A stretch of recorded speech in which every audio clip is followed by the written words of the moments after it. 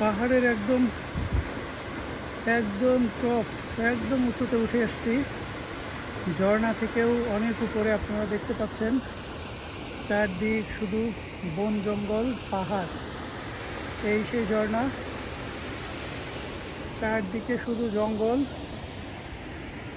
চারদিকে শুধু জঙ্গল। এই ছোট্ট একটু সরু রাস্তা, এই রাস্তা দিয়ে প্রায় 15 মিনিট হেঁটে উপরে উঠেছি। অনেক টায়ার্ড হয়ে গেছি। এই ঝর্ণাটাকে একটু দূর থেকে দেখার জন্য, মানে উপর থেকে কোন দিক থেকে পানি আসে, কিভাবে আসে, এই জিনিসটা বোঝার জন্য একদম পাহাড়ের উঁচুতে উঠে এসেছি।